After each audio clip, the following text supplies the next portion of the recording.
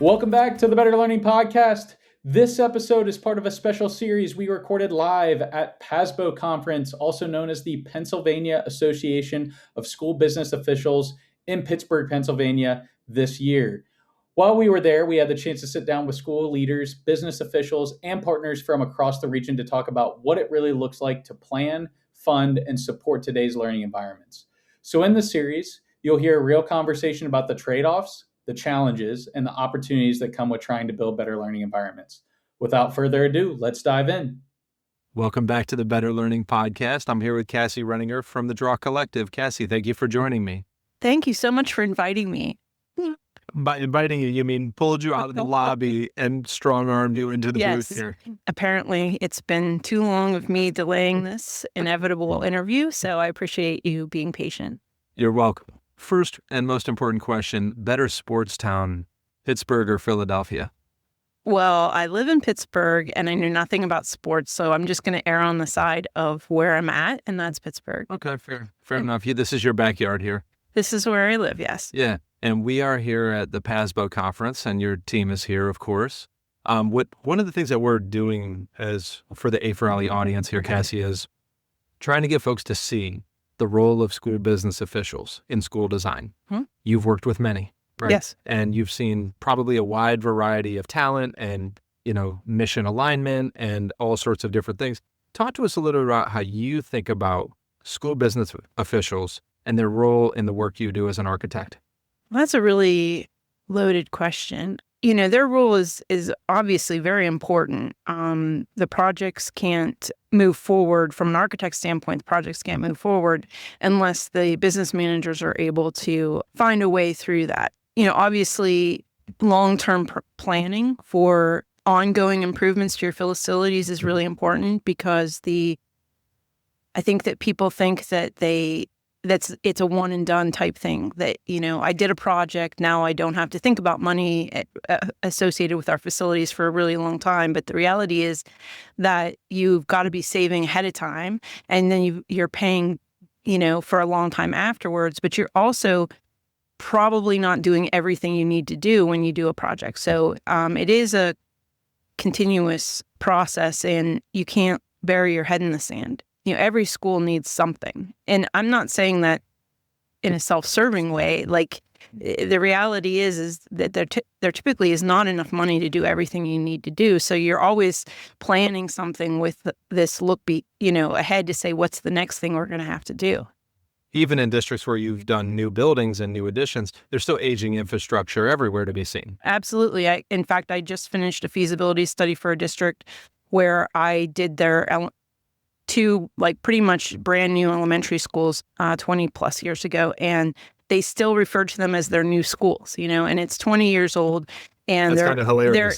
they're in really good shape. They've been well maintained, but to think that they don't have needs isn't a reality. And I think that the district in general understands that, but it feels like such a monumental thing when you build a facility or when you completely renovate a facility. So you tend to think that that's the end of the road. That's all. You don't have to think about it anymore, but you do, because, a lot of products don't last.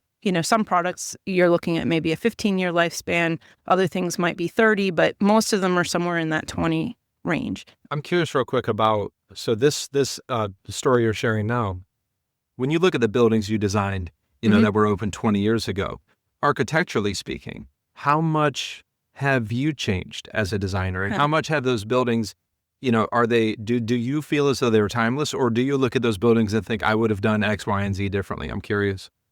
I always feel that we've done our best when we do a building, but I also always look at them and think there was more that we could do. I think that some of the things that we were dabbling with in the design 20 years ago are now commonplace, and we're going a little further. So every job we do, you're going beyond what you did the time before.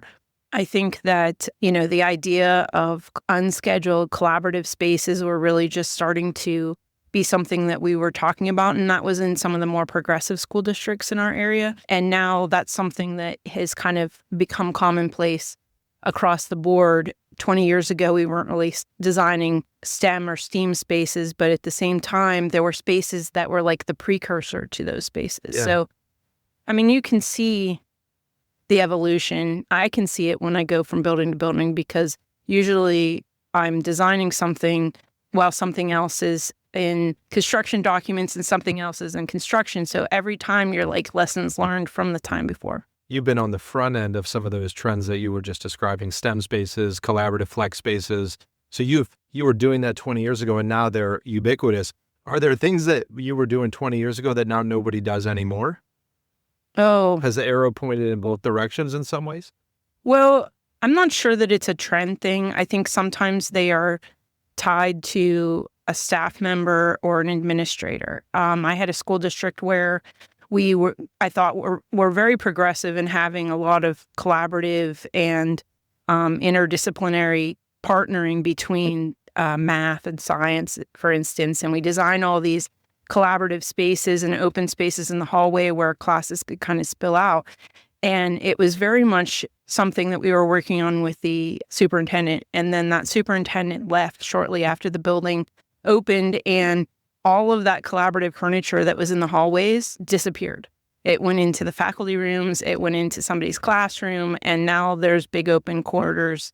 Now, I haven't been there for a few years. Maybe they've made their way back out, but you do have to be careful with some of the trends and make sure that they are across the entire organization. They can't be somebody's pet project.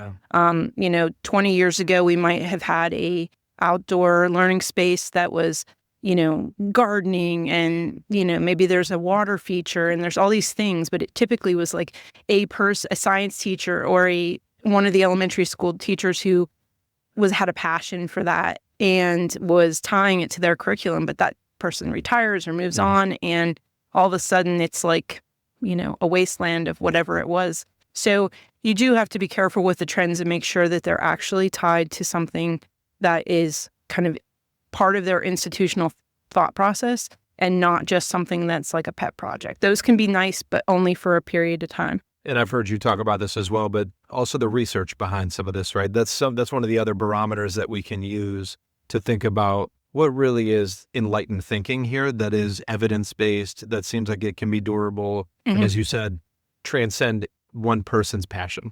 Yeah, that's important. Absolutely. And not all school districts or even individual schools are equal in a lot of ways. Some schools are working really hard to move the needle. They are on the front edge of some of their progressive thinking because that's what they have adopted as their culture. You can't expect that everyone is going to be that same way, but that doesn't mean that some of what they're doing can't inform other districts. And I think that whenever they do consider a renovation or addition or new building, it is an opportunity for them to just kind of step back and say, okay, this is a time for us to think about our academics maybe differently, because we're maybe bringing different groups of teachers together who never lived in the same building together, where we have an opportunity to add programs that we didn't have a space for before. So it is nice when we're involved because we can help them find some examples, even locally, of other districts that are trying to do similar things. And typically, they never replicate what someone else is doing. They're saying, how does this thinking apply to what we are doing? And so it ends up being a whole host of unique facilities that are really designed for them. And you work closely with superintendents, you work with curriculum and instruction people, you work with school business managers and school business officials. I'm curious, when you think about sort of the teams that you work with your client districts, where do school business managers fall as far as helping districts really shape their vision, build out, sort of the not just the feasibility of executing a project, but really letting it flourish and become what it really could be? And as you said, you've worked with many different varieties, but maybe tell me the best case scenario. When you think about the business manager who comes to mind as truly mission driven, understands the big picture, tell me a little bit about what it was like to collaborate with that individual without naming names. Well, that's a really hard question because I think in the most successful situations, the administrative team and the board are in lockstep. They really need to be working together, and it can't be a us and them kind of scenario where maybe the educators are pushing for something and the financial folks are pulling away, right? Yeah. They need to be in alignment as to their goals. And it doesn't mean that there's not compromise amongst those folks, but they need to be able to work together. If you have an administrative team that is not in it together and trying to do the best thing for kids and their constituents, then, sometimes that can be a problem. It's not any one person's fault. It's just that alignment is really important. Yeah. I'm not sure if that answers the question. I think so, but yeah. And it's interesting because you enter these relationships with districts during transitional periods where they're planning capital projects. These are really community-wide decisions. So you've seen the landscape of how these processes can go. So it's you have a cool vantage point on that. Yeah. And sometimes the administrators move around from district to district. Sure. Business managers, superintendents, they bring perspectives to the table, not only for their unique conditions within the district they're at, but also any past experiences they've had. And so it does become a really nice community of people who can learn from other school districts about what worked for them, how they were able to achieve things. And, sometimes as their designer and as their kind of project leader, we're able to put people in touch with each other that don't have those connections. Sure. Here's a district that went through a similar analysis, or, here's a grant this is other schools going after that might help you fund this and hopefully help with that bridging of connections. I could talk to you for 2 hours in here, but I won't do that, Cassie. Do me a favor, pull one of these fun questions here, and let's end with a lighter topic, but I so appreciate your insights. Okay, so the question is, what's the most polite professional way to say that idea will absolutely not work? You've heard some crazy ideas. Well, I've heard some crazy ideas, and I tend to be a fairly direct communicator. So I'm not sure I'm the best person to answer this sometimes, because I've had administrators say to me that I'm a tell me what I need to hear kind of person, as opposed to what you want to hear. So I probably don't necessarily, I think I try to always be polite with that and professional about how to do that. But you can just say, that's a bad idea. Well, no, I don't know if I can or not, but I'm not good at sugarcoating things sometimes.